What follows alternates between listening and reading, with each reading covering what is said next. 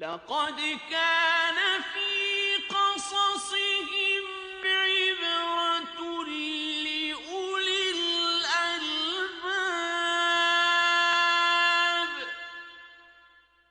ان کے قصے میں عقل مندوں کے لیے عبرت ہے۔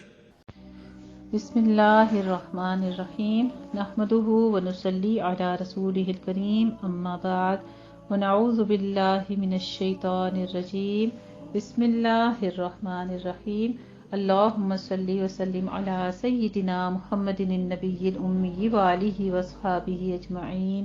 رب اشرح لی صدری ویسر لی امری واحلل عقدۃ من لسانی یفقہوا قولی رب زدنی علما رب یسر ولا تعسر وتمم بالخیر آمین یا رب العالمین۔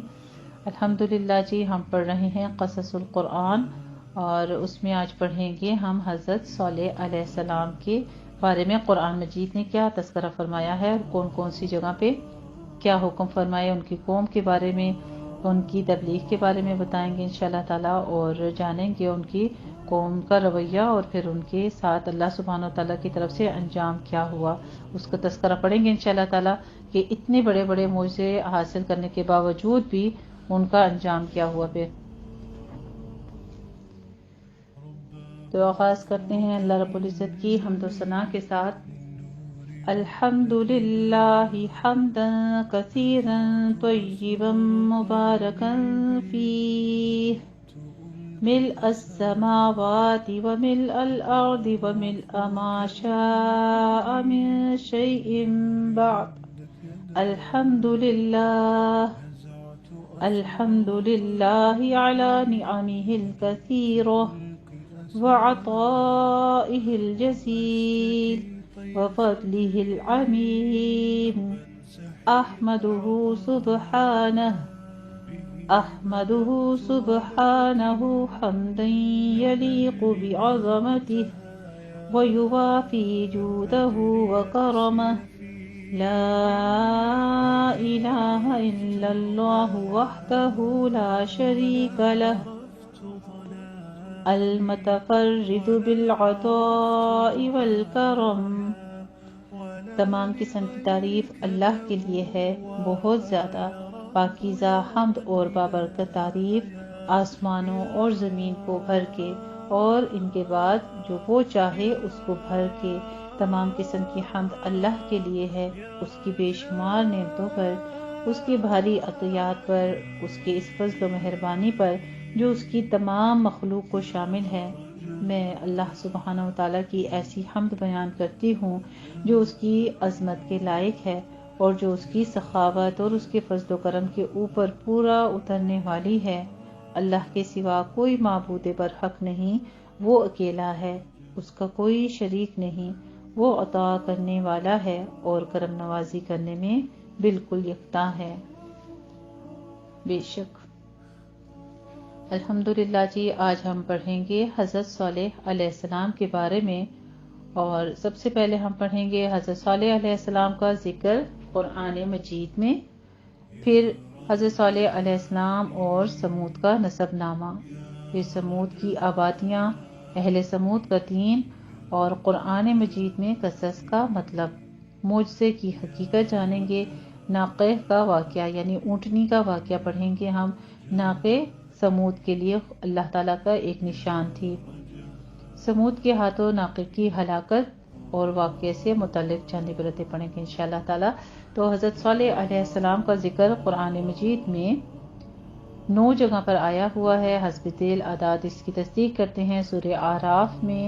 سورہ ہود میں، سورہ شعراء میں اور سورہ نمل میں۔ اب یہ مختلف جگہوں پہ آیات مبارکہ میں آیا ہے۔ آیت نمبر 78، 75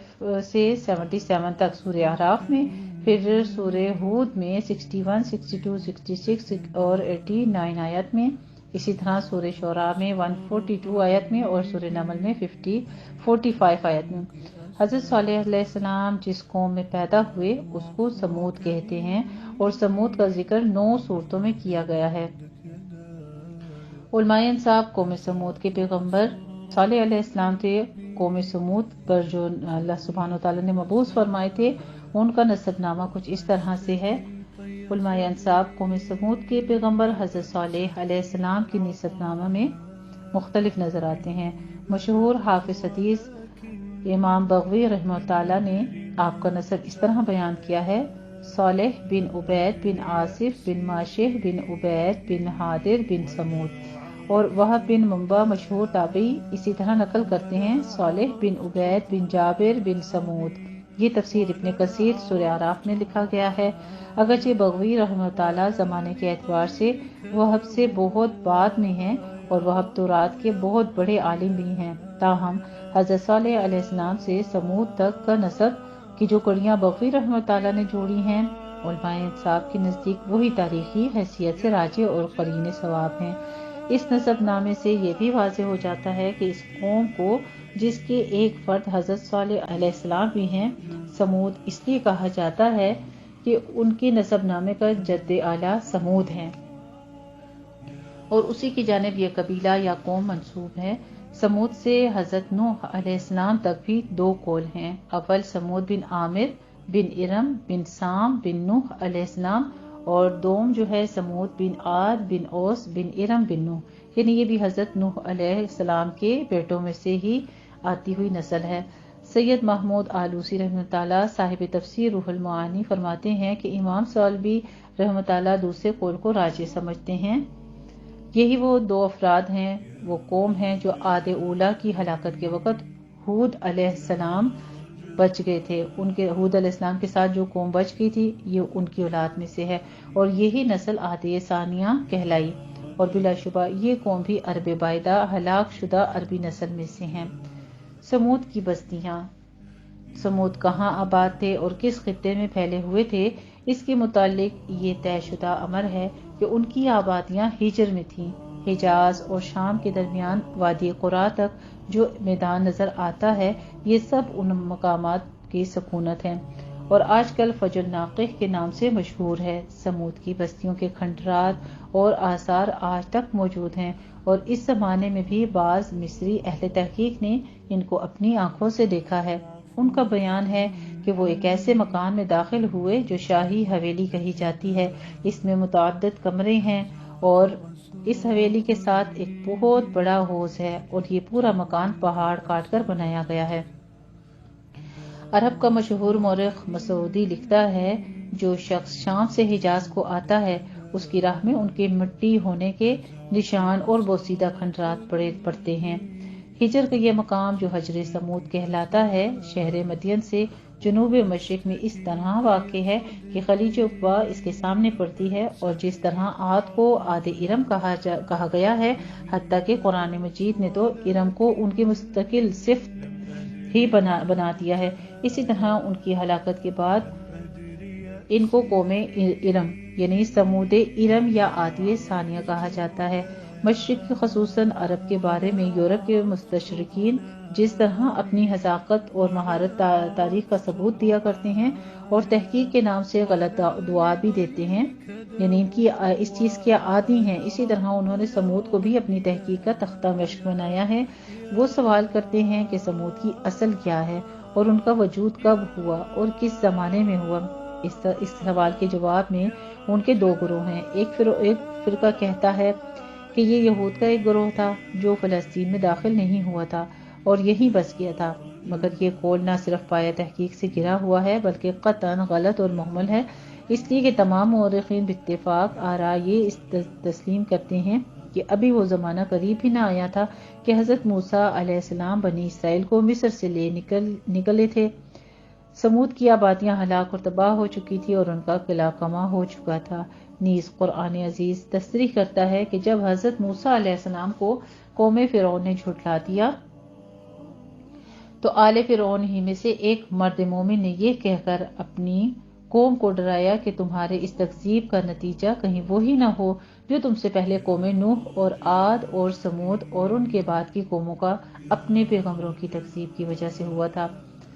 مستشرقین کی دوسری جماعت کہتی ہے کہ یہ عمالقہ میں سے تھے اور فرات کے مغربی ساحل سے اٹھ کر یہاں آباد ہو گئے تھے۔ ان میں سے بعض کو یہ خیال ہے کہ یہ ان عمالقہ میں سے تھے جن کو مصر کے بادشاہ احمس نے خارج البلد کر دیا تھا اور یعنی شہر سے نکال دیا تھا، اور چونکہ مصر کے زمانے میں فن سنگ تراشی میں انہوں نے کمال حاصل کر لیا تھا، اس لیے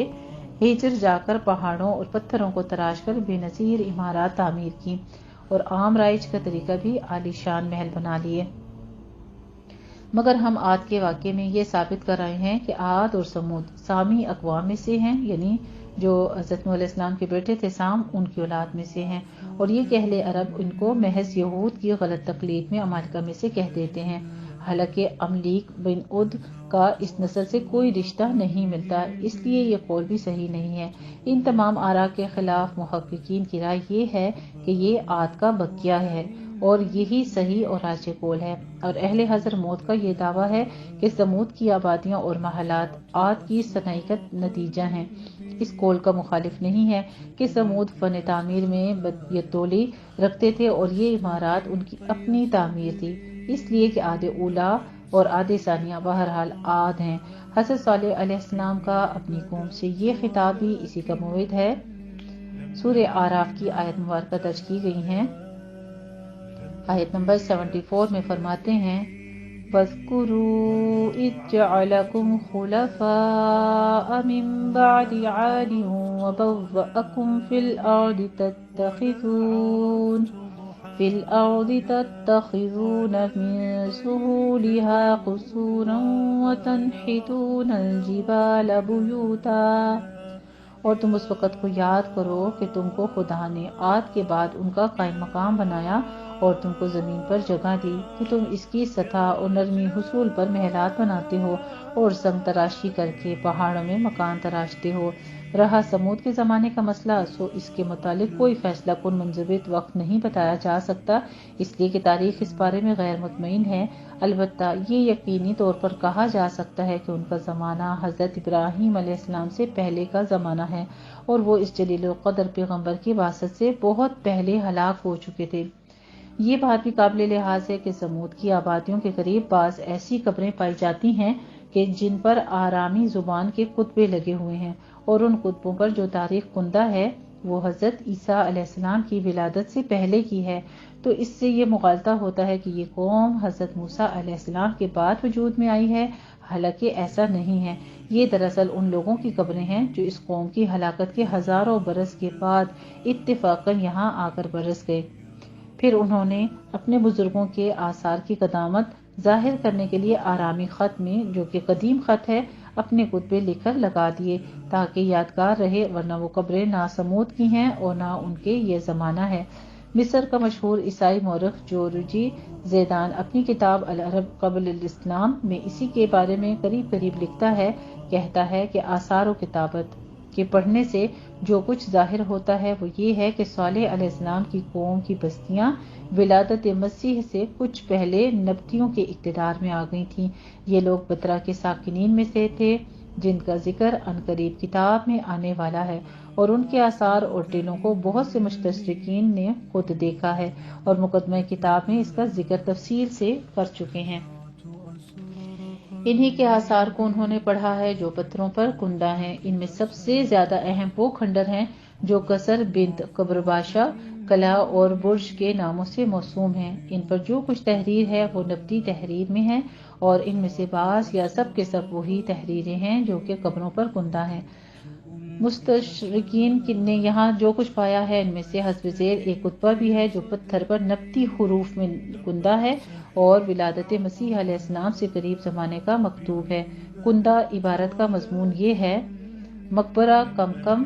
بنت وائلہ بن حرم نے اور کمکم کی بیٹی کلیبہ نے اپنے لیے اور اپنی اولاد کے لیے بنوایا ہے۔ اس کی بنا پر بہت اچھے مہینوں میں شروع کی گئی ہے۔ یہ نبطیوں کے بادشاہ حارث کی تخت نشینی کا 9واں سال ہے۔ وہ حارث جو اپنے قبیلے کا عاشق اور صادق ہے۔ پس العرشہ، لات، امنت، منوت اور قیس کے ان پر لعنت ہو۔ یہ بتوں کے نام سارے ان کے درج کیے گئے ہیں جو ان کی قبروں کو فروخت کرے یا رہن رکھے یا ان سے کسی جسم کو یا عضو کو نکالے، یا کمکم اس کی بیٹی، اس کی اولاد کمکم ہے یا کمکم ہے، اس کی اولاد کے علاوہ کسی کو دفن کرے، اور جو شخص بھی اس پر لکھے ہوئے کی مخالفت کرے اور اس پر ذوالشرا، حبل، منوت کی 5 لعنتیں ہوں، اور جو ساحر اس کے خلاف کرے اس پر 1000 درہم حارثی کا تاوان واجب ہے۔ یعنی اپنی جو لاشیں انہوں نے دفنا دی تھیں ان کے بارے میں اتنے تاکیدی کلمات انہوں نے قبروں کے اوپر لکھ دیے تھے تاکہ کوئی ان کی قبروں کو کھول کر یا ان کے اوپر کوئی کسی اور کو مدفون نہ کرے. تو اس وجہ سے انہوں نے یہ عبارت جو ہے وہ لکھوا دی تھی. مگر یہ کہ اس کے ہاتھ میں کمکم کلیبہ اور اس کی اولاد میں سے کسی کے ہاتھ کی تحریر ہو جس میں اس اجنبی قبر کے لیے صاف اور صریح الفاظ میں اجازت موجود ہو اور وہ اصل جو ہو وہ جعلی نہ ہو. اس مقبرے کو وہب اللہ بن عبادہ نے بنایا. سورہ صاد میں یہاں پہ اس کا پیج 100 جو ہے اس میں کچھ تذکرہ ہے اس کے بارے میں. پھر اہل سمود کا مذہب ہے کیا تھا ان کے بارے میں تذکرہ آتا ہے. سمود اپنے بت پرست پیشروں کی طرح بت پرست تھے. خدائے واحد کے علاوہ بہت سے معبودان باطلہ کے پرستار اور شرک میں مبتلا تھے. اس لیے ان کی اصلاح اور احقاق حق کے لیے انہی کے قبیلے میں سے حضرت صالح علیہ السلام کو ناصح پیغمبر اور رسول بنا کر بھیجا گیا تاکہ وہ ان کو راہ راست پر لائیں، ان کو خدا کی نعمتیں یاد دلائیں جن سے صبح و شام وہ محفوظ ہوتے رہتے ہیں، اور ان پر واضح کریں کہ کائنات کی ہر شے خدا کی توحید اور یکتائی پر شاہد ہے، اور یقینی دلائل اور مسکت براہین کے ساتھ ان کی گمراہی کو ظاہر کریں، اور بتائیں کہ پرستش اور عبادت کے لائق ذات احد یعنی صرف اور صرف واحد ذات اللہ کی ہے، اس کے علاوہ کوئی دوسرا نہیں ہے. قرآن عزیز میں قصص کا مطلب. قرآن عزیز کی یہ سنت ہے کہ وہ انسانوں کی ہدایت کے لیے گزشتہ اقوام اور ان کے ہادیوں کے واقعات اور حالات بیان کر کے نصیحت اور موعظت کا سامان مہیا کرتے ہیں. ان کا موضوع حقائق اور قصص بیان کرنا نہیں بلکہ یہ بتانا مقصود ہے کہ خدا تعالیٰ نے جب انسان کو عقل کی روشنی عطا فرمائی تو اس کی ہدایت اور نجات اخروی کا کیا سامان مہیا کیا تاکہ وہ ان اسباب کی مدد سے اپنی عقل سے کام لیں اور اللہ کی مرضیات اور نامرضیات کو پہچانیں. اس نے بتایا کہ خدا تعالیٰ کی یہ سنت جاریہ ہے کہ وہ انسانوں کو ہدایت کے لیے انہی میں سے پیغمبر اور رسول بھیجتا ہے. وہ ان کو حق کی راہ بتاتے اور ہر قسم کی گمراہی سے بچنے کی تلقین کرتے ہیں، اور تائید میں اقوام اور امم کے واقعات بیان کرتے ہیں تاکہ تاریخ ماضی کو دہراتا ہے تاکہ یہ معلوم ہو سکے کہ جن اقوام نے اپنے رسولوں کی ہدایات کو تسلیم کیا انہوں نے دنیا اور آخرت کی فلاح پائی، اور جن امتوں نے ان کی تلقین کا اظہار کیا ان کا مذاق اڑایا اور ان کو جھٹلایا تو اللہ سبحانہ وتعالیٰ نے اپنے سچے رسول کی تصدیق کے لیے کبھی بطور خود اور کبھی قوم کے مطالبے پر ایسی نشانیاں نازل فرمائیں جو نبیوں اور رسولوں کی تصدیق کا باعث بنی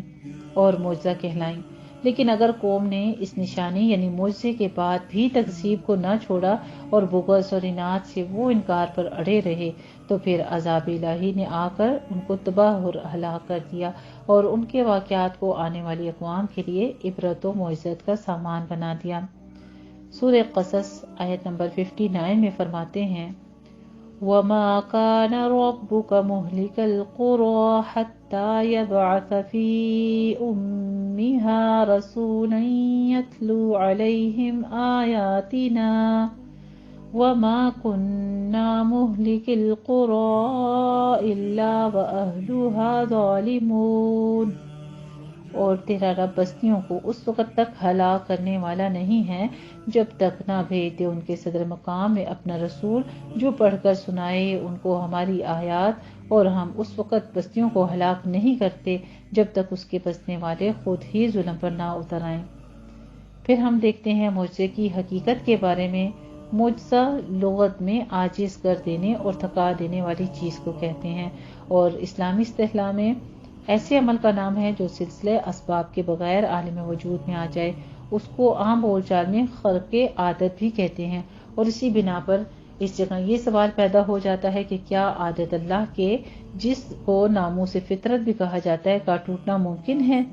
دوسرے الفاظ میں اس سوال کی تعبیر اس طرح کی جا سکتی ہے کہ کیا قانون قدرت میں تبدیلی ممکن ہے؟ اس سوال کا حل یہ ہے کہ معجزہ کی یہ تعبیر کہ وہ خارق عادت شے کا نام ہے غلط تعبیر ہے، اس لیے کہ اللہ سبحانہ و تعالیٰ کے قوانین قدرت یا نوامیر سے فطرت دراصل دو قسموں میں تقسیم ہیں، ایک عادت عام اور ایک عادت خاص. عادت عام سے قدرت کے وہ قوانین مراد ہیں جو باہم اسباب، مسببات اور کے سلسلہ میں جکڑے ہوئے ہیں، مثلاً آگ جلاتی ہے اور پانی خنکی پہنچاتا ہے۔ اور عادت خاص کا مطلب یہ ہے کہ اسباب و مسباب میں علاقہ پیدا کرنے والے یعنی ید قدرت نے کسی خاص مقصد کے لیے سبب اور مسبب کے درمیانی رشتے کو کسی شے سے الگ کر دیا یا بغیر سبب کے مسبب کو وجود بخش دیا، جیسا کہ جلنے کے اسباب موجود ہونے کے باوجود کسی جسم کا آگ سے نہ جلنا، یا 2-3 انسانوں کے قابل خوراک سے 100-200 انسانوں کا شکم سیر ہو جانا اور اپنی اصل مقدار کی حد تک پھر بھی باقی بچ جانا۔ یہ دونوں باتیں چونکہ عام نگاہوں میں قانون قدرت کے خلاف ہیں، اسی لیے جب یہ اور اسی طرح کی کوئی شے رونما ہوتی ہے یا اس کے وجود پذیر ہو جانے کی اطلاع دی جاتی ہے تو یہ کہا جاتا ہے کہ یہ قدرت کے قانون یا عادت کے خلاف ہے، حالانکہ ایسا نہیں ہے، بلکہ وہ قوانین فطرت کی پہلی قسم یعنی عام عادت کے خلاف تو ہوتا ہے مگر عادت خاص کے خلاف نہیں ہوتا، اور وہ بھی یہی قانون قدرت کی کڑی ہے جو عام حالات سے الگ کسی خاص مقصد کو پورا کرنے کے لیے ظاہر کی جاتی ہے۔ اس جگہ پر اب مقصد یہ ہوتا ہے پیدا کہ اس طرح اللہ سبحانہ وتعالیٰ اپنے رسول یعنی سچے رسول اور پیغمبر کی صداقت اور حقانیت کی تصدیق کرتا ہے اور جھٹلانے والوں کو یہ یاد دلاتا ہے کہ اگر یہ مدعی رسالت اپنے دعوے میں صادق نہ ہوتا تو اللہ کی تائید کبھی بھی اس کے ساتھ نہ ہوتی۔ بس عام قانون قدرت سے جدا رسول اور پیغمبر کا یہ عمل ظاہر کرتا ہے کہ در حقیقت یہ اس کا اپنا فعل نہیں ہے، یعنی معجزے دکھانا انبیاء کا اپنا فعل نہیں ہے بلکہ یہ اللہ کا فعل ہے جو عادت خاص کی صورت میں نبی کے ہاتھوں ظہور پذیر ہوا کرتا ہے تاکہ اس کی صداقت کی دلیل بن سکے۔ اور اس میں شک نہیں کہ اگر کسی نبی اور پیغمبر کو معجزہ نہ بھی دیا جاتا تب بھی پیغمبرانہ زندگی ہی گزارتے، کتاب ہدایت کی موجودگی اور عقلی دلائل براہین کی روشنی میں اس کی صداقت پر ایمان لانا از بس ضروری ہوتا، اور اس کا انکار مذہب کی اصطلاح میں کفر اور جمود مانا جاتا۔ تاہم یہ بھی ایک حقیقت تامہ ہے کہ آفتاب صبح سے زیادہ روشن عقلی اور نقلی دلائل کے باوجود عوام کی فطرت اکثر و بیشتر حق و صداقت کے قبول کے لیے بھی دلائل سے زیادہ ایسے امور سے جلد متاثر ہوتی ہے جو عقل کو حیران اور دماغ کو مروب کر کے ان پر یہ ظاہر کر دے کہ دعوی نبوت کے ساتھ نبی کا یہ عمل بلا شبہ خدا ہی کی دی ہوئی ایسی طاقت رکھتا ہے جس کا مقابلہ انسانی طاقت سے بالا تر ہے، اور اس کے مظاہرے کے سامنے عاجز و درماندہ، اور وہ یقین کر لیتے ہیں کہ بے شک شبہ اور اسی ہستی کو اللہ سبحانہ وتعالیٰ کی مدد حاصل ہے، اور اس لیے جو کچھ وہ کر رہا ہے، جو کچھ وہ کہتا ہے وہ اللہ کی جانب سے ہے۔ تو تب اس مرحلے پر پہنچ کر عقلین کا یہ کہنا ہے کہ معجزہ دلیل نبوت ہے، سرتا سر باطل اور حق تعالیٰ کی صداقت کو جھٹلانا ہے جو کسی طرح بھی ایمان کی علامت نہیں ہو سکتا۔ تو خلاصہ کلام یہ ہے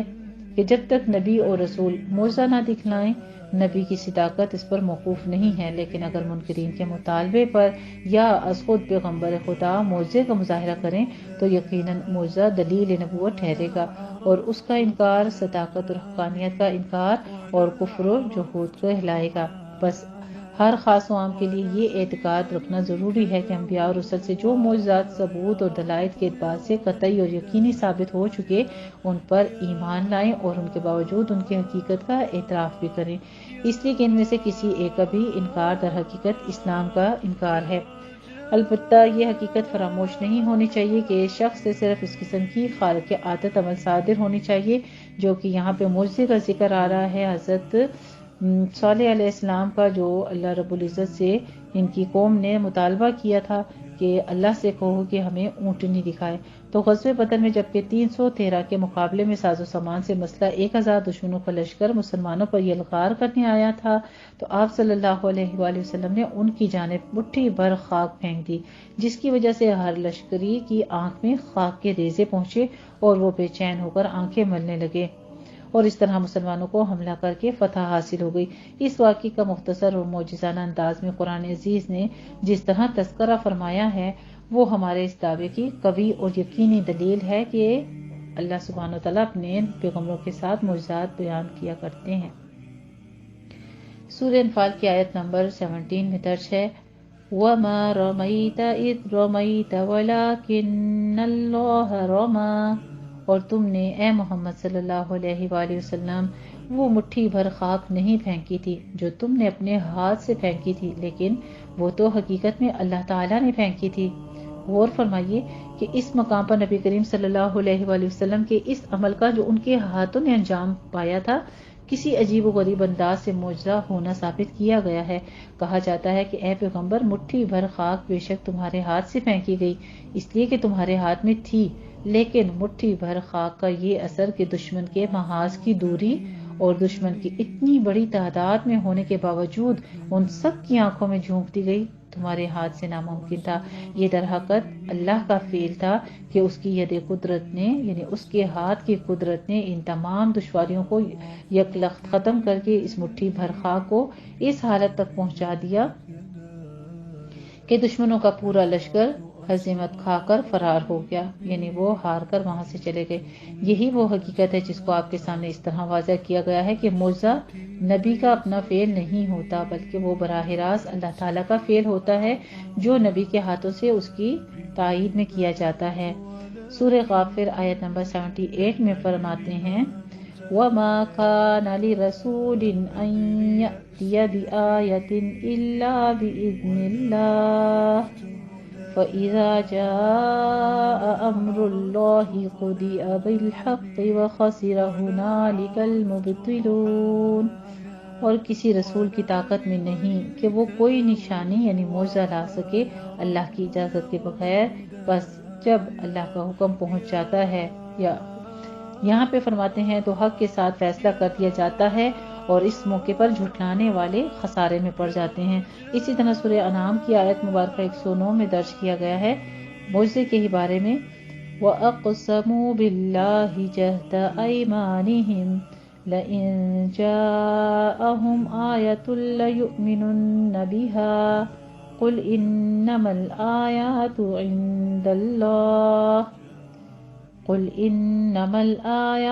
عِندَ اللَّهِ وَمَا يُشْعِرُكُمْ أَنَّهَا إِذَا جَاءَتْ لَا يُؤْمِنُونَ۔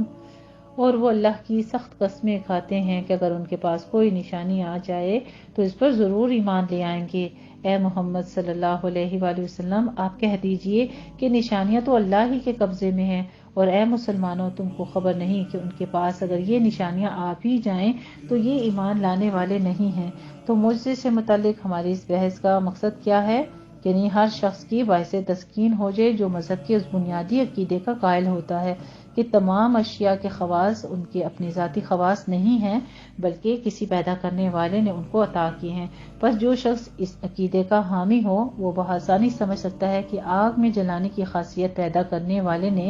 عام قانون قدرت اس کے لیے ہی رکھا ہے کہ جو شے اس سے چھو جائے وہ جل جائے، لیکن یہ عقلاً ناممکن ہے کہ وہ کسی اہم مقصد کی تکمیل کے لیے آگ کی اس خاصیت کو کسی خاص حالت میں سلب کر کے، اور وہ اس کے قانون قدرت کی خاص حالت یا خاص عادت شمار ہوتا ہے۔ لیکن جو شخص اسے تسلیم کر لے، وہ اپنی عقل سے کام لے اور اللہ سبحانہ تعالیٰ پر ایمان پورا قائم کر دے۔ بس علم کے فراوانی کے باوجود، جبکہ ہمارا جس کا عالم یہ ہے، تو اللہ سبحانہ تعالیٰ سے دعا کرتے ہیں کہ ہمیں بھی علم یقین عطا فرمائے، جیسے انبیاء کرام کو، اور یہاں پہ حضرت صالح علیہ السلام کی اونٹنی کا تذکرہ آ رہا ہے۔ بہرحال ایسے شخص کو اللہ اور اس کی صفات، خصوصاً صفت قدرت پر پہلے بحث کرنی چاہیے، اور اس کے بعد مسئلے کی نوبت آ سکتی ہے، مگر اس کا اصل مقام یہ نہیں بلکہ علم کمال ہے، یعنی جو اللہ سبحانہ تعالیٰ نے بتا دیا اس کا ہی کامل اور سالم علم ہے۔ یہاں پہ حضرت صالح علیہ السلام کی اونٹنی کا ذکر فرماتے ہیں، ناقۃ اللہ کا غرض حضرت صالح علیہ السلام قوم سمود کو بار بار سمجھاتے اور نصیحت فرماتے رہے، مگر قوم پر مطلق اثر نہیں ہوا، بلکہ اس کا بغض اور اناد ترقی پاتا رہا اور ان کی مخالفت بڑھتی ہی رہی، اور وہ کسی طرح بت پرستی سے باز نہ آئے۔ اگرچہ ایک مختصر اور کمزور جماعت نے ایمان قبول کر لیا اور وہ مسلمان ہو گئی، مگر قوم کے سردار اور بڑے بڑے سرمایہ دار اسی باطل پرستی پر قائم رہے، اور انہوں نے اللہ کی دی ہوئی ہر قسم کی خوشیشی اور رفاہیت کا شکریہ ادا کرنے کے بجائے کفران نعمت کا شعار بنا لیا۔ وہ حضرت صالح علیہ السلام کا مذاق اڑاتے ہوئے کہا کرتے تھے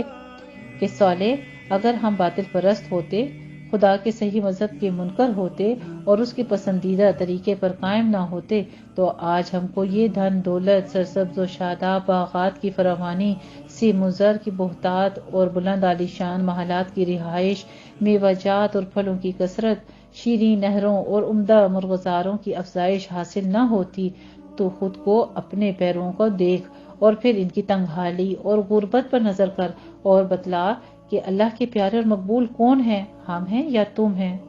اللہ رب العزت نے اس کے بارے میں تصدیق فرما دی۔ حضرت صالح علیہ السلام فرماتے ہیں کہ تم اپنی اس رفاہیت اور عیش سامانی پر شیخی نہ مارو اور خدا کے سچے رسول اور اس کے دین برحق کا مذاق نہ اڑاؤ، اس لیے کہ اگر تمہارے کبر اور غرور اور اناد کا یہی حال رہا تو پل بھر میں یہ سب فنا ہو جائے گا اور پھر نہ تم رہو گے اور نہ تمہارا یہ ساز و سامان۔ بے شک یہ سب کچھ اللہ کی نعمتیں ہیں، بشرطیکہ کہ ان کو حاصل کرنے والے اس کا شکر ادا کرنے اور اس کے سامنے سر نیاز جھکا دیں، اور بلا شبہ یہی سامان عذاب اور لعنت ہے اگر ان کا استقبال شیخی اور غرور کے ساتھ کیا جائے، اس لیے کہ یہ سمجھنا سخت غلطی ہے کہ ہر سامان عیش خوشنودی الہی کا ثمرہ ہے۔ سمود کو یہ بھی حیرانی تھی کہ یہ کیسے ممکن ہے کہ ہم ہی میں کا ایک انسان خدا کا پیغمبر بن جائے اور وہ اللہ کے نام کے ساتھ ہر چیز کو منسوخ کر دے، وہ اللہ کے احکام سنانے لگ پڑے۔ وہ تو سخت تعجب سے کہتے تھے۔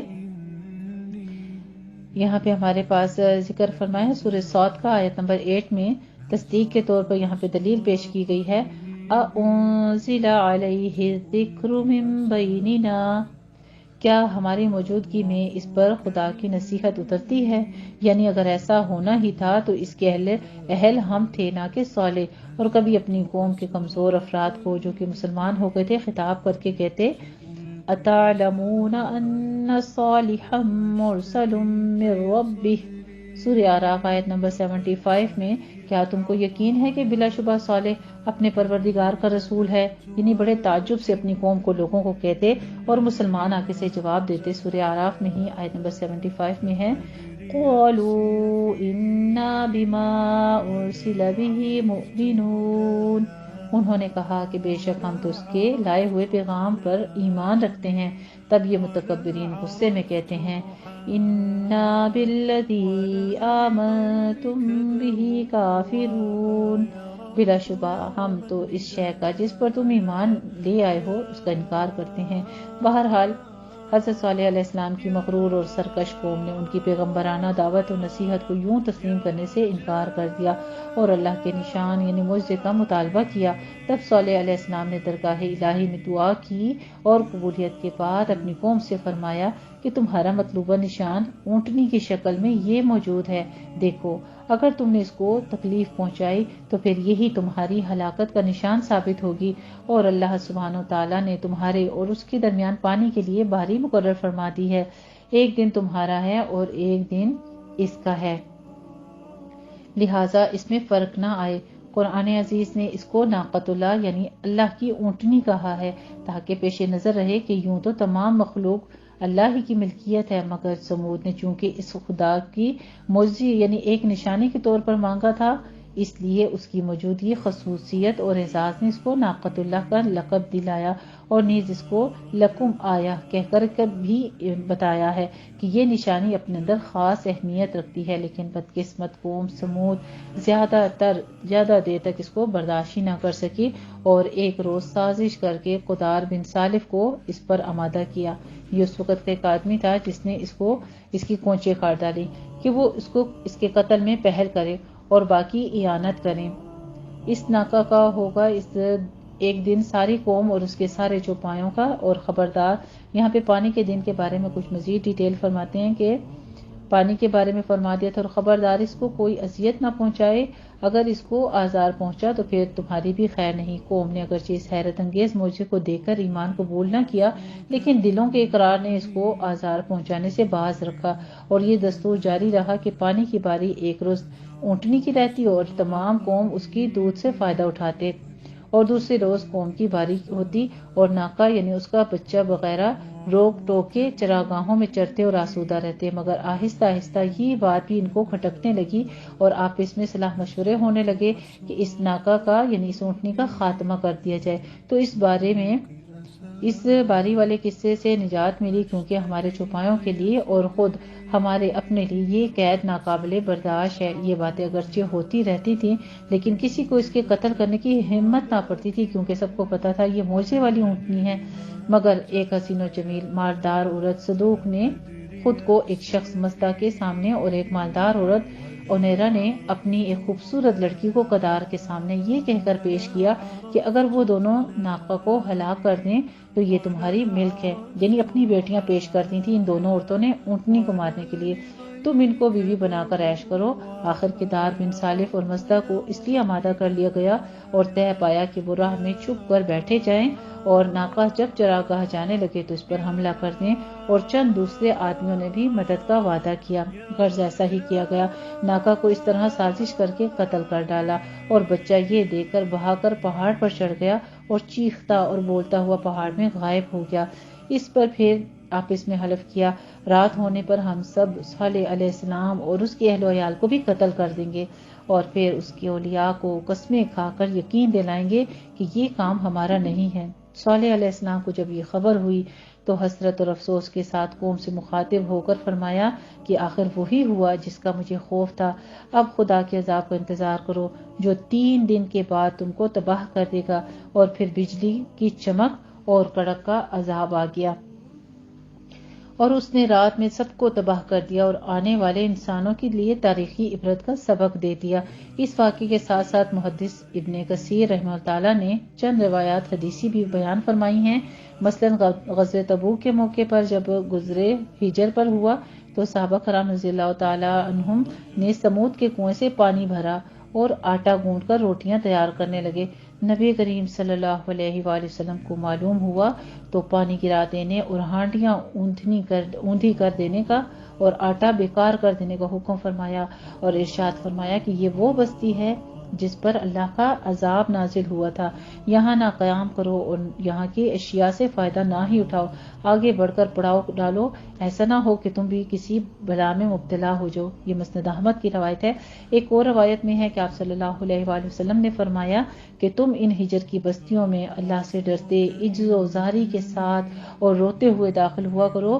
ورنہ ان میں داخل ہوا ہی نہ کرو، کہیں ایسا نہ ہو کہ تم بھی اپنی غفلت کی وجہ سے عذاب کی مصیبت میں مبتلا ہو جاؤ۔ اور یہی مسند احمد اور صحیح بخاری کی حدیث مبارکہ ہیں جو میں نے آپ سے بیان کی ہیں، صحیح مسلم میں بھی یہ درج ذیل ہیں۔ اور ایک اور روایت میں ہے کہ جب رسول اللہ صلی اللہ علیہ وآلہ وسلم ہجر میں داخل ہوئے تو فرمایا کہ اللہ تعالیٰ سے نشانیاں طلب نہ کیا کرو، دیکھو صالح علیہ السلام کی قوم نے نشان طلب کیا تھا اور وہ ناقہ پہاڑ کی کنویں سے نکلتی اور اپنی باری میں کھا پی کر وہیں پر واپس چلی جاتی، اور جو اس کے باری کا دن تھا اس میں قوم سمود کو اپنے دودھ سے سیراب کرتی تھی، مگر سمود نے آخرکار سرکشی کی اور ناقے کی کونچیں کاٹ کر اس کو ہلاک کر دیا، اور نتیجہ یہ نکلا کہ اللہ نے ان پر چیخ کا عذاب مسلط کر دیا اور وہ اس عذاب کے گھروں کے اندر ہی مردہ ہو کر رہ گئے۔ صرف ایک شخص ابو رغال نامی باقی بچا جو حرم میں گیا ہوا تھا، لیکن جب وہ حد و حرم سے باہر آیا تو فوراً اسی عذاب کا شکار ہو گیا۔ حافظ ابن کثیر نے یہ تینوں روایات سند کے ساتھ مسند احمد سے نقل کر کے ان کی توثیق کی ہے تاریخ ابن کثیر جلد 7 میں۔ اس میں پوری تفسیر کا حاصل یہ ہے کہ قرآن عزیز سے یہ تو یقین کے ساتھ ثابت ہے کہ ناقۃ اللہ کا ایک نشان تھی اور اپنے اندر ضرور کوئی ایسی خصوصیت رکھتی تھی جس کی وجہ سے وہ ایسا نشان کہلا سکے جس کا ذکر قرآن عزیز اس اہمیت کے ساتھ کر رہا ہے۔ ھذہ ناقۃ اللہ لکم آیہ، سورہ ہود کی آیت ہے کہ یہ ناقۃ اللہ یعنی تمہارے لیے نشان ہے۔ اور پھر پانی کی باری جس طرح ناقہ اور قوم سمود کے درمیان تقسیم فرمائی وہ خود ایک مستقل دلیل بھی ہے۔ یہ ناقہ ضروری اپنے اندر ایک ایسی حیثیت رکھتی ہے جو نشان الہی کہلا سکے، لیکن یہ بات کہ ناقہ کا وجود کس طرح ہوا اور کن وجوہ سے نشان الہی سے یا معجزہ نبی پر ہے، قرآن عزیز اس سے ساکت ہے۔ البتہ مختلف صحیح اخبار یا احاد سے اس واقعے پر ضرور روشنی پڑتی ہے جس کی تفصیل ابن کثیر سے بھی نقل ہو چکی ہے، مگر واقعے کی تفصیلی صراحت اور وضاحت وہاں بھی موجود نہیں ہے، بلکہ کتب تفسیر میں اسرائیلیات جو اسرائیلیوں کی کتابیں ہیں اس سے منقول ہے یا ضعیف روایات سے اخذ کی گئی ہیں۔ لہٰذا مناسب یہی ہے کہ واقعے کے اجمال اور تفصیل میں فرق مراتب کا ضرور خیال رکھا جائے۔ جس قدر قرآن مجید نے ہمیں تصریح کی ہے بس کسی تعویل کے بغیر انہی پر اعتقاد کرنا چاہیے اور اسی کے مطابق اپنے ایمان کو قائم رکھنا چاہیے۔ تو یہاں پہ پھر آگے فرما دیا کہ اس طرح انہوں نے کیا کیا، اونٹنی کو ہلاک کر ڈالا۔ حضرت صالح علیہ السلام کو جب یہ معلوم ہوا تو آپ دیدہ ہو کر فرمانے لگے کہ بدبخت قوم، آخر تجھ سے صبر نہ ہو سکا، اب خدا کے عذاب کا انتظار کرو، 3 روز کے بعد وہ نہ ٹلنے والا عذاب آئے گا اور نہ تم سب کو ہمیشہ کے لیے تہز نہز کر جائے گا۔ یہاں پہ سید آلوسی اپنی تفسیر روح المعانی میں فرماتے ہیں کہ سمود پر عذاب آنے کے علامات اگلی صبح ہی سے شروع ہو گئی، یعنی پہلے روز ان سب کے چہرے اس طرح زرد پڑ گئے جیسا کہ خوف کی ابتدائی حالت میں ہو جایا کرتا ہے۔ جیسے آپ دیکھیں ابھی بھی کسی وقت طوفان آنے لگتا ہے تو ایک دم گھبراہٹ سی ہوتی ہے، جیسے بہت تیز گرم لو ہوائیں چلنے لگتی ہیں تو دل کی گھبراہٹ سی شروع ہو جاتی ہے۔ تو یہاں پہ قوم کو پہلے سے محسوس ہو گیا، اور دوسرے روز سب کے چہرے سرخ تھے، گویا خوف اور دہشت کا یہ دوسرا درجہ تھا، اور تیسرے روز ان سب کے چہرے سیاہ تھے اور تاریکی چھائی ہوئی تھی۔ یہ خوف و دہشت کا وہ تیسرا مقام ہے جس کے بعد موت ہی کا درجہ باقی رہ جاتا ہے۔ 3 دن کے ان علامات عذاب نے اگرچہ ان کے چہروں کو واقعی زرد، سرخ اور تاریک بنا دیا تھا، لیکن ان لوگوں کی جتنی ترتیب بتائی گئی ہے اس کی خصوصیت یہ صاف بتا رہی ہے کہ ان کے دلوں کو صالح علیہ السلام کے سچے ہونے کا یقین تھا اور صرف حسد اور بغض سے انکار کرتے تھے۔ اب جبکہ اللہ کے حکم کے خلاف جرم کر چکے اور اس کی پاداش میں صالح علیہ السلام سے عذاب کی ہولناکی خبر سنی تو ان پر خوف اور دہشت کی وہ فطری رنگ اور نقوش نمایاں ہونے لگیں جو موت کے یقین کے وقت خوف و دہشت سے مجرموں کے اندر پیدا ہوا کرتی ہے۔ بہرحال ان 3 دنوں کے بعد وقت موعود آ پہنچا، یعنی اللہ کا مقررہ وعدہ آ گیا، اور رات کے وقت ایک ہیبت ناک آواز نے ہر شخص کو اسی حالت میں ہلاک کر دیا جس حالت میں وہ تھے، یعنی کوئی کھا رہا ہے، کوئی پی رہا ہے، کوئی سویا ہے، کوئی نہا رہا ہے، جو جس حال میں تھا اسی طرح ہلاک ہو گئے۔ قرآن عزیز نے اس ہلاکت آفرین آواز کو کسی مقام پر صاعقہ یعنی کڑک دار بجلی، اور کسی جگہ پر رجفہ زلزلہ ڈال دینے والی شے، اور بعض جگہ پر طاغیہ دہشت ناک آواز، اور بعض جگہ پر صیحہ چیخ فرمایا ہے، اس لیے کہ تمام تعبیرات ایک ہی حقیقت کے مختلف اوصاف کے اعتبار سے کی گئی ہیں تاکہ یہ معلوم ہو جائے کہ اللہ سبحانہ وتعالیٰ کے اس عذاب کی ہولناکی کیا کیسی گوناگوں تھی۔ تم ایک ایسی کوننے والی بجلی کا تصور کرو، اچھا یہ کہہ رہے ہیں کہ ایک ایسی گرج چمک والی جو زوردار بجلی ہو اس کا تصور کرو جو بار اضطراب کے ساتھ چمکتی بھی ہے، کڑکتی بھی ہے اور گرجتی بھی ہے، اس طرح کوند رہی ہو کہ کبھی مشرق میں ہے تو کبھی مغرب میں، اور جب ان تمام صفات کے ساتھ چمکتی، کونتی، گرجتی، لرزتی، لرزاتی ہوئی کسی مقام پر ایک ہولناک سی چیخ کے ساتھ گرے تو اس مقام کے اس انواع کا کیا حال ہوگا۔ یہ ایک معمولی سی بات نہیں ہے، یعنی ایک چھوٹا سا اندازہ ہی پیش کیا گیا ہے اس عذاب کا جو قوم سمود پر نازل ہوا اور ان کو اور ان کی بستیوں کو تباہ و برباد کر کے سرکشوں کی سرکشی اور مغروروں کے غرور کا انجام ظاہر کرنے کے لیے آنے والی نسلوں کے سامنے عبرت پیش کر گیا۔ ایک طرف سمود پر یہ عذاب نازل ہوا اور دوسری جانب صالح علیہ السلام اور ان کے پیرو مسلمان کو اللہ سبحانہ وتعالی نے اپنی حفاظت میں لے لیا اور ان کو اس عذاب سے محفوظ رکھا۔ حضرت صالح علیہ السلام حزن و ملال کے ساتھ ہلاک شدگان کو مخاطب کرتے ہوئے فرمانے لگے، یا قوم لقد ابلغتکم رسالۃ ربی ونصحت لکم ولکن لا تحبون الناصحین۔ سورہ اعراف آیت نمبر 79 میں فرماتے ہیں، اے قوم، بلا شبہ میں نے اپنے پروردگار کا پیغام تم تک پہنچایا اور تم کو نصیحت کی، لیکن تم تو نصیحت کرنے والوں کو دوست ہی نہ رکھتے تھے۔ ہلاک شدہ قوم کی جانب حضرت صالح علیہ السلام کو یہ خطاب اسی طرح کا خطاب تھا جس طرح بدر میں مشرکین مکہ کے سرداروں کی ہلاکت کے بعد مرداناسوں کے گڑھے پر کھڑے ہو کر رسول اللہ صلی اللہ علیہ وآلہ وسلم نے فرمایا تھا، یا فلانا لبنی، یا فلانا بنی فلانا، فلانا بنی فلانا، ایسرکم انکم اطعتم اللہ ورسولہ فإنا قد وجدنا ما وعدنا ربنا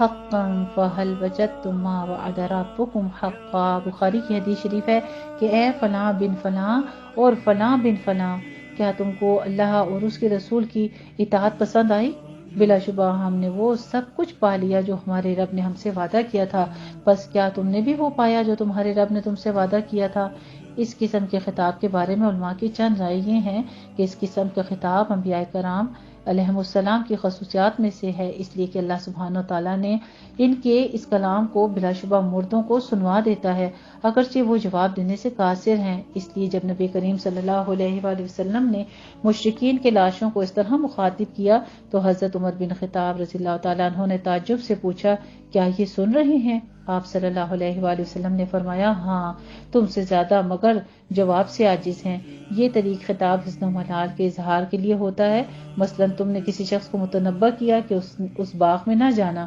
سانپ بڑی کثرت سے ہیں، ڈسے جانے کا خطرہ ہے، مگر وہ شخص باغ میں گیا اور ڈسا گیا۔ تو جب یہ تنبیہ کرنے والا اس کی لاش پر پہنچتا ہے تو بے ساختہ کے اٹھتا ہے، افسوس، کیا میں نے تجھ سے نہ کہا تھا کہ اس باغ میں نہ جانا ورنہ ڈسا جائے گا؟ تو آخر وہی ہوا۔ اس قسم کے خطاب کے اصل مخاطب وہ زندہ انسان ہوتے ہیں جو ان مردہ لاشوں کو دیکھ رہے ہوتے ہیں تاکہ ان کو عبرت حاصل ہو اور وہ اس قسم کی سرکشی کی جرات نہ کر سکیں۔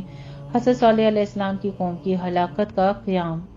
ایک تاریخی واقعہ ہے۔ اسی بارے میں یہ ایک سوال ہے کہ جب سمود ہلاک و برباد ہو گئے تو صالح علیہ السلام اور ان پر ایمان لانے والے مسلمانوں نے کہاں سکونت اختیار کی ہوگی اس کے بعد؟ اس سوال کا جواب یقینی اور حتمی طور پر دینا تو قریب ناممکن ہے، البتہ غالب گمان یہ ہے کہ وہ قوم ہلاکت کے بعد علاقہ فلسطین میں آ کر آباد ہوئے، اس لیے ہجر کے قریب ہی یہی مقام ایسا تھا جو سرسبز و شاداب اور مویشیوں کے پانی اور چارے کے لیے بہترین تھا، اور فلسطین کے علاقے میں یہ جنگ نواحی رملہ ہوگی یا کوئی دوسرا مقام ہوگا۔ علماء تفسیر اس کے جواب میں متعدد اقوال پیش کرتے ہیں، کوئی کہتا ہے فلسطین میں ہے، کوئی کہتا ہے حضرموت کے قریب آ گئے، کوئی کہتے ہیں سمود کی ہلاکت کے بعد ان بستیوں میں آباد ہو گئے تھے، جو عام مورخین کی رائے ہے۔ تو قوم کی ہلاکت کے بعد مکہ معظمہ تشریف لائے اور وہیں مقیم ہو گئے اور وہیں انتقال کر گئے، اور ان کی قبر مبارکہ یعنی کعبہ سے غربی جانب حرم ہی میں ہے۔ سید آلوسی اسی کو راجح کہتے ہیں۔ اسی طرح سید آلوسی نے اپنی تفسیر میں ایک قول نقل کیا ہے جس میں بتایا کہ صالح علیہ السلام پر ایمان لانے والے جو مسلمان ان کے ساتھ عذاب سے محفوظ اور نجات یافتہ رہے ان کی تعداد تقریباً 120 تھی۔ استغفر اللہ العظیم۔ دیکھیے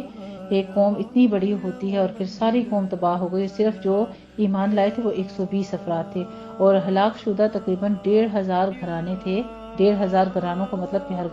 گھرانے میں پتہ نہیں کتنے ہی لوگ ہوں گے۔ اب اس تمام انواع کے بعد اس کلام بلاغت نظام قرآن عزیز کی آیات کا مطالعہ فرمائیے جو ان واقعات کا حقیقی سرچشمہ ہیں اور عبرت اور معزت کا بے نظیر سامان مہیا کرتے ہیں۔ اب قرآن مجید نے اس کی کچھ اس طرح سے عبرت کی اشکال بیان کیے ہیں جو کہ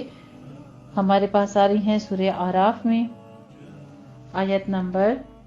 73 سے 79 میں۔ اللہ سبحانہ تعالیٰ اپنے پاک کلام سورہ اعراف میں فرماتے ہیں آیت نمبر 73 سے 79 میں، وَإِلَىٰ ثَمُودَ أَخَاهُمْ صَالِحًا، الی آخر ہیں یہ آیات مبارکہ۔ میں آپ سے ترجمہ بیان کروں گی صرف وقت کی کمی کے باعث۔ اور اسی طرح ہم نے قوم سمود کی طرف اس کے بھائی بندوں میں سے صالح کو بھیجا، اس نے کہا اے میری قوم کے لوگو اللہ کی بندگی کرو، اس کے سوا تمہارا کوئی معبود نہیں۔ دیکھو تمہارے پروردگار کی طرف سے ایک واضح دلیل تمہارے سامنے آ چکی ہے، یہ اللہ کے نام پر چھوڑی ہوئی اونٹنی تمہارے لیے ایک فیصلہ کن نشانی ہے، بس اسے کھلا چھوڑ دو کہ اللہ کی زمین میں جہاں چاہے چرے، اسے کسی طرح نقصان نہ پہنچاؤ کہ اس کی پاداش میں عذاب جا نگاہ تمہیں آ پکڑے، اور وقت یاد کرو کہ اللہ نے تمہیں قوم عاد کے بعد اس کا جانشین بنایا اور اس سرزمین میں اس طرح بسا دیا کہ میدانوں سے محل بنانے کا کام لیتے ہو اور پہاڑوں کو بھی تراش کر اپنا گھر بنا لیتے ہو، یہ اس کا تم پر احسان ہے۔ بس اللہ کی نعمتیں یاد کرو اور ملک میں سرکشی کرتے ہوئے خرابی نہ پھیلاؤ۔ قوم کے جن سربراہ لوگوں نے دولت کو، طاقت کو گھمنڈ بنا رکھا تھا، انہوں نے مومنوں سے کہا، اور یہ ان لوگوں میں سے تھے جنہیں افلاس اور بیچارگی کی وجہ سے کمزور اور حقیر سمجھے جاتے تھے، کیا تم نے سچ مجھ کو معلوم کر لیا ہے کہ صالح اللہ کا بھیجا ہوا ہے؟ یعنی ہمیں تو ایسی کوئی بات اس میں دکھائی نہیں دیتی۔ انہوں نے کہا ہاں بے شک جس پیام حق کے ساتھ وہ بھیجا گیا ہے ہم اس پر پورا یقین رکھتے ہیں۔ اس پر گھمنڈ کرنے والوں نے کہا تمہیں جس بات کا یقین ہے ہمیں اس سے انکار ہے۔ غرض کہ انہوں نے اونٹنی کی پونچھیں کاٹ ڈالی اور اپنے پروردگار کے حکم کی سرکشی کی۔ انہوں نے کہا اے صالح اگر تم واقعی پیغمبروں میں سے ہو تو اب وہ بات ہم پر لا دکھاؤ جس کا تم نے ہمیں خوف دلایا تھا۔ بس ایسا ہوا کہ لرزہ دینے والی ہولناکی نے انہیں آ لیا اور جب ان پر صبح ہوئی تو گھروں میں اوندے پڑے ہوئے تھے، یعنی اوندے منہ پڑ کر رہ گئے۔ پھر صالح علیہ السلام ان سے کنارہ کش ہو گیا اور اس نے کہا اے میری قوم کے لوگوں، میں نے اپنے پروردگار کا پیغام تمہیں پہنچایا اور نصیحت کی، مگر افسوس تم پر، تم نصیحت کرنے والوں کو پسند ہی نہیں کرتے۔ آگے سورہ ہود کی آیات مبارکہ 61 سے 68 میں فرماتے ہیں وَإِلَىٰ ثَمُودَ أَخَاهُمْ صَالِحًا قَالَ يَا قَوْمِ اعْبُدُوا اللَّهَ مَا لَكُم مِّنْ إِلَٰهٍ غَيْرُهُ۔ آخر ہیں یہ آیات مبارکہ بھی۔ اور ہم نے قوم سمود کی طرف اس کے بھائی بندوں میں سے صالح کو بھیجا۔ اس نے کہا اے میری قوم کے لوگوں، اللہ کی بندگی کرو، اس کے سوا تمہارا کوئی معبود نہیں، وہی ہے جس نے تمہیں زمین میں پیدا کیا اور پھر اسی میں تمہیں بسا دیا، بس چاہیے کہ تم اس سے بخشش مانگو اور اس کی طرف رجوع کر لو، یقیناً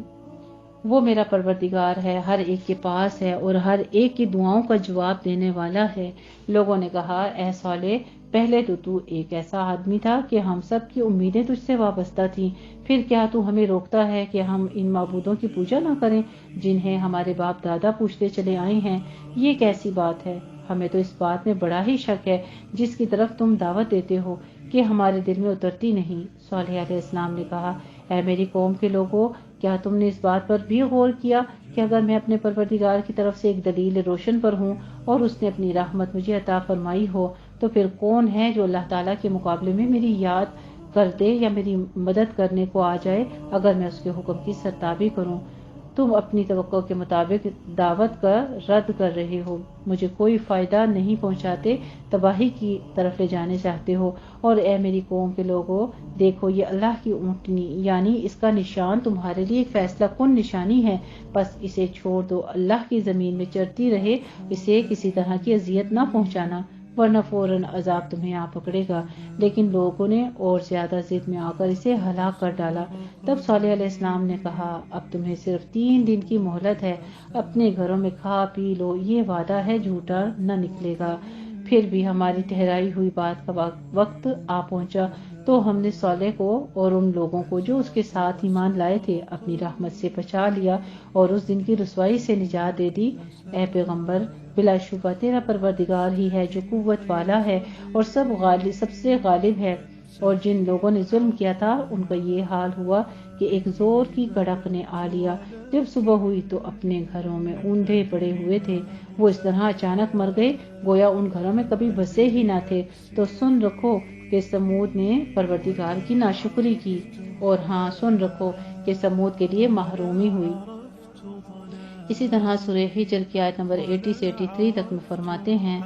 وَلَقَدْ كَذَّبَ أَصْحَابُ الْحِجْرِ الْمُرْسَلِينَ آخر ہے یہ آیت مبارکہ بھی۔ اور دیکھو ہجر کے لوگوں نے بھی رسولوں کی بات جھٹلائی، ہم نے اپنی نشانیاں انہیں دکھائیں مگر وہ روگردانی ہی کرتے رہے۔ وہ پہاڑ تراش کر گھر بناتے تھے کہ محفوظ رہیں، لیکن یہ حفاظتیں کچھ بھی کام نہ آئیں۔ ایک دن صبح کو اٹھے تو ایک ہولناک آواز نے آ پکڑا اور جو کچھ انہوں نے اپنی سعی اور عمل سے کیا تھا وہ کچھ بھی ان کے کام نہ آیا۔ اسی طرح سورہ شعراء کی آیت نمبر 171 سے 159 تک میں فرماتے ہیں كذبت ثمود المرسلين إذ قال لهم أخوهم صالح ألا تتقون إني لكم رسول أمين آخر ہیں یہ آیات مبارکہ بھی۔ جھٹلایا سمود نے پیغام لانے والوں کو جب کہا ان کو ان کے بھائی صالح نے کیا تم ڈرتے نہیں، میں تمہارے پاس پیغام لانے والا ہوں، معتبر، سو ڈرو اللہ سے اور میرا کہا مانو، اور نہیں مانگتا میں تم سے اس پر کچھ بدلہ، میرا بدلہ ہی ہے اسی جہان والے کی طرف سے، اسی جہان کے پالنے والے کی طرف سے۔ کیا چھوڑے رکھیں گے تم کو یہاں کی چیزوں میں بے خوف ہو کر، باغوں اور چشموں اور کھیتوں میں اور کھجوروں میں جن کا خوشہ نرم ہے، اور تراشتے ہو پہاڑوں میں گھر تکلف کے؟ سو ڈرو اللہ سے اور میرا کہا مانو، اور نہ مانو حکم بے پاک لوگوں کا جو خرابی کرتے ہیں ملک میں اور اصلاح نہیں کرتے۔ بولے تجھ پر ہی تو کسی نے جادو کر دیا، تو بھی ایک آدمی ہے جیسے ہم، سو لے آ کچھ نشانی اگر تو سچا ہے۔ کہا یہ اونٹنی ہے، اس کے لیے پانی پینے کی ایک باری اور تمہارے لیے ایک باری ایک دن مقرر ہے، اور مت چھیڑیو اس کو بری طرح سے، پھر پکڑ لے گا تم کو آفت ایک بڑے دن کی۔ پھر پونچھیں کاٹ دی انہوں نے اس اونٹنی کی، پھر کل کو رہ گئے پچھتاتے، پھر آ پکڑا ان کو عذاب نے۔ البتہ اس بات میں نشانی ہے، عبرت ہے، اور ان میں بہت لوگ نہیں ماننے والے، اور تیرا رب وہی ہے زبردست رحم فرمانے والا۔ آگے آیت نمبر ہمارے پاس آتی ہے سورہ نمل کی آیات مبارکہ 75 میں اور 53 میں، 45 سے 53 میں فرماتے ہیں وَلَقَدْ أَرْسَلْنَا إِلَى ثَمُودَ أَخَاهُمْ صَالِحًا أَنِ اعْبُدُوا اللَّهَ فَإِذَا هُمْ فَرِيقَانِ يَخْتَصِمُونَ، اور ہم نے بھیجا تھا سمود کی طرف ان کے بھائی صالح علیہ السلام کو کہ بندگی کرو اللہ کی، پھر وہ تو دو فرقوں ہو کر رہ گئے، جھگڑنے لگے۔ کہا اے میری قوم، کیوں جلدی مانگتے ہو برائی کو پہلے بھلائی سے، کیوں نہیں گناہ بخشواتے اللہ سے، شاید تم پر رحم ہو جائے۔ بولے ہم نے تو منحوس قدم دیکھا تجھ کو اور تیرے ساتھ والوں کو۔ کہا تمہاری بری قسمت اللہ کے پاس ہے، تمہارا کہنا صحیح نہیں ہے، بلکہ تم نے کیا کیا ہے، تم نے جانچتے ہوئے ہر چیز کو سمجھتے ہوئے، اور تھے تم شہر میں 9 شخص کے خرابی کرتے ملک میں اور اصلاح نہ کرتے۔ بولے کہ آپ اس میں قسم کھاؤ اللہ کی، البتہ رات کو جا پڑے ہم اس پر اور اس کے گھر پر، کہہ دیں گے اس کا دعویٰ کرنے والے کو ہم نہیں دیکھتا، نہ ہم نے دیکھا نہ ہم جانتے ہیں، جب تباہ ہوا اس کا گھر، اور ہم بے شک سچ کہتے ہیں۔ اور انہوں نے بنائی ایک خفیہ تدبیر اور ہم نے بنائی ایک پوشیدہ تدبیر۔ اب ان 9 اشخاص کا ذکر کیا جا رہا ہے جنہوں نے تدبیر کی۔ اللہ سبحانہ وتعالیٰ فرما رہے ہیں سورہ نمل میں کہ ہم نے ان کے خلاف ایک پوشیدہ تدبیر کی اور ان کو خبر نہ ہوئی، پھر دیکھ لے کیسا انجام ہوا ان کے فریب کا، کہ ہلاک کر ڈالا ہم نے ان کو اور ان کی قوم کو سب کو۔ سو یہ پڑے ہیں ان کے گھر دھسے ہوئے بسبب ان کے انکار کے، البتہ اس میں نشانی ہے ان لوگوں کے لیے جو جانتے ہیں، اور بچا دیا ہم نے ان کو جو یقین لائے تھے اور بچتے رہے تھے۔ سورہ فصلت میں فرماتے ہیں آیت نمبر 17 اور 18 میں وَأَمَّا ثَمُودُ فَهَدَيْنَاهُمْ فَاسْتَحَبُّوا الْعَمَى عَلَى الْهُدَى فَأَخَذَتْهُمُ الصَّاعِقَةُ الْعَذَابِ الْهُونِ بِمَا كَانُوا يَكْسِبُونَ وَنَجَّيْنَا الَّذِينَ آمَنُوا وَكَانُوا يَتَّقُونَ۔ اور جو سمود تھے سو ہم نے ان کو راہ بتائی، پھر ان کو پسند آیا اندھا رہنا راہ سوجنے سے، پھر پکڑا ان کو کڑک نے ذلت کے عذاب کی، بدلہ اس کا جو کماتے تھے، اور بچا دیا ہم نے ان لوگوں کو جو یقین لائے تھے اور بچ کر چلتے رہے برائی سے۔ پھر اسی طرح سورہ زاریات کی آیات مبارکہ ہیں اور نشانی ہے سمود میں، جب کہا ان کو فائدہ اٹھا لو ایک وقت مقرر تک، پھر شرارت کرنے لگے اپنے رب کے حکم سے، پھر پکڑا ان کو کڑک نے اور وہ دیکھتے تھے، پھر نہ وہ ہو سکا ان سے کہ اٹھیں اور نہ ہوئے کہ بدلہ لیں۔ اسی طرح سورہ نجم میں فرماتے ہیں اور یہ کہ اس نے غارت کیا عاد اول کو اور سمود کو، پھر کسی کو باقی نہ چھوڑا۔ پھر سورہ قمر میں فرماتے ہیں آیت نمبر 23-32 میں جھٹلایا سمود نے ڈر سنانے والوں کو، پھر کہنے لگے کیا ایک آدمی ہم میں اکیلا، ہم اسی کے کہے پر چلیں؟ تو ہم غلطی میں پڑے اور آگ میں جھکے، کیا اتری اسی پر نصیحت ہم سب میں سے؟ کوئی نہیں، یہ جھوٹا برائی مارتا ہے، بڑائیاں مارتا ہے، اب جان لیں گے کہ کل کو کون ہے جھوٹا بڑائی مارنے والا۔ ہم بھیجتے ہیں اونٹنی ان کے جانچنے کے واسطے، سو انتظار کر اور ان کا سہتا رہ اور سنا دے ان کو پانی کی تقسیم، ان میں ہر ایک فریق اپنے بارے میں پہنچے۔ پھر پکارا انہوں نے اپنے رفیق کو، پھر ہاتھ چلایا اور کاٹ ڈالا، پھر کیسا ہوا میرا عذاب اور میرا ڈرانا۔ ہم نے بھیجی ان پر ایک خوفناک چیخ، پھر رہ گئے وہ جیسے روندی ہوئی باڑ کانٹوں کی، اور ہم نے آسان کر دیا قرآن مجید کو سمجھنے کے لیے، تو پھر کوئی ہے سوچنے والا۔ اسی طرح سے سورہ حاقہ کی آیت نمبر 69 میں فرمایا کہ جھٹلایا سمود اور عاد نے اس کھڑکھڑانے والی بات کو، سو جو سمود تھے سو غارت کر دیے گئے، اچھال کر سخت بھونچال سے۔ اسی طرح سورہ شمس میں فرمایا، جھٹلایا سمود نے اپنی شرارت سے جب اٹھ کھڑا ہوا ان میں ایک بدبخت، پھر کہا ان کو اللہ کے رسول نے، خبردار رہو اللہ کی اونٹنی سے اور اس کے پانی پینے کی بھاری سے۔ پھر انہوں نے اس کو جھٹلایا، پھر پاؤں کاٹ ڈالے اس کے، پھر الٹ پڑا ان کے رب سے سبب ان کے گناہوں کے، پھر برابر کر دیا سب کو، اور اللہ نہیں ڈرتا پیچھا کرنے والوں سے۔ تو اس میں حضرت صالح علیہ السلام کی قوم کا ہم نے واقعہ پڑھا، قرآن مجید سے دلائل پیش کیے گئے ہیں، اور اس میں ہم دیکھتے ہیں کہ چند عبرتیں بھی ہیں۔ جی، اس میں چند عبرتیں ہیں جو کہ ہمیں سیکھنے کو ملی ہیں اس قوم کا واقعہ پڑھنے کے بعد۔ نمبر 1 تو یہ کہ ناقۃ اللہ اگرچہ صالح علیہ السلام کی صداقت رسالت کا ایک نشان تھی، تاہم قرآن عزیز کی تصریح ہے کہ وہ سمود کے لیے آزمائش اور ابتلا اور نتیجہ ثمرہ میں ان کی ہلاکت کا نشان ثابت ہوئی، جیسے کہ قرآن مجید کی سورہ قمر میں فرماتے ہیں، بے شک ہم بھیجنے والے ہیں ناقہ کو ان کی آزمائش اور امتحان کے لیے، بس تو ان کے ساتھ انتظار میں رہ اور صبر اختیار کر۔ تو سنت اللہ کیا ہے؟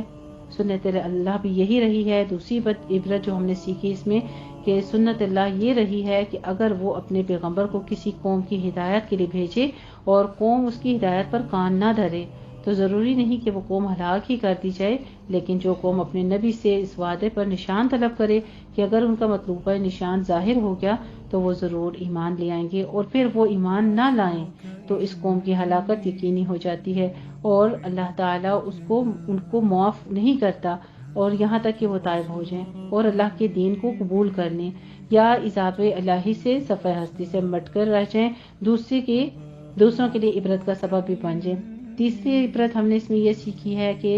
مگر سنت اللہ نے نبی کریم صلی اللہ علیہ وسلم کا پیغام رسالت جو ہے وہ مستثنا ہے، اس لیے کہ آپ نے تصریح فرمائی ہے کہ میں نے اللہ سبحانہ تعالیٰ سے دعا مانگی کہ وہ میری امت دعوت ہو۔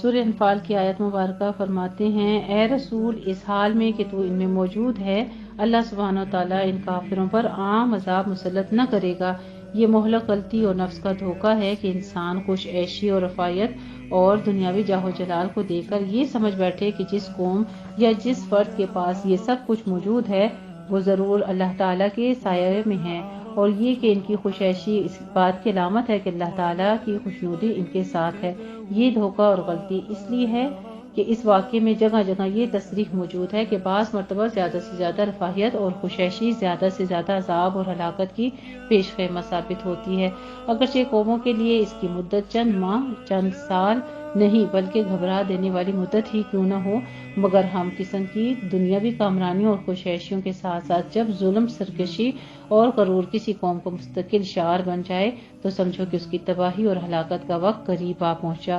اسی طرح اللہ رب العزت نے سورہ بروج میں بھی عبرت کی بات ہمیں جو پتہ چلتی ہے وہ یہ بھی ہے کہ تیرے خدا کی پکڑ بہت سخت ہے، البتہ ان تمام رفاہیتوں کے ساتھ اگر قوم کے اکثر افراد اللہ کے شکر گزار ہوں، اس کے بندوں کے ساتھ انصاف کرنے والے ہوں، باہم حسن نیت اور خیرخواہی پر عامل ہوں تو بلا شبہ وہ مقبول بارگاہ الہی ہیں، اور انہی کو دنیا اور آخرت کی کامیابیوں کی بشارت ہے، اور انہی کے لیے یہ دنیاوی عیش اللہ تعالیٰ کی بے غایت نعمتوں کی علامت ہے۔ سورہ نور میں اللہ رب العزت فرماتے ہیں، یہاں پہ آخری عبرت کی بات جو ہمیں بتائی جا رہی ہے، سورہ نور کی آیت نمبر 24 اور سے 55 تک،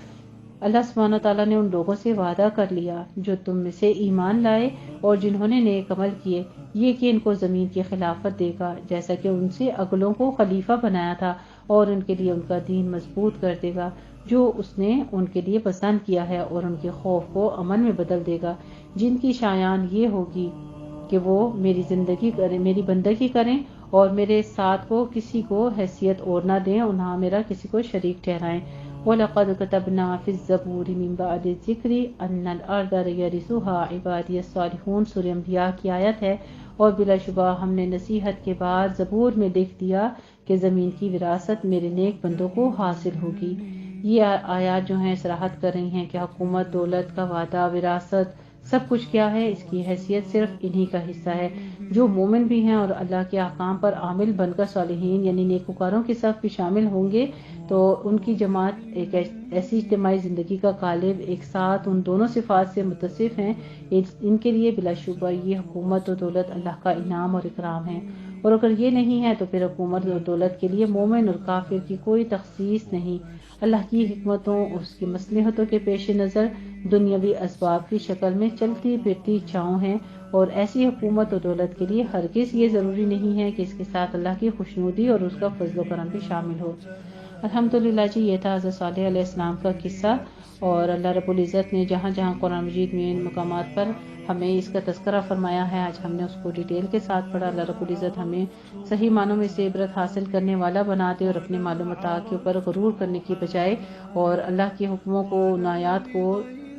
چھوٹا سمجھ کر اس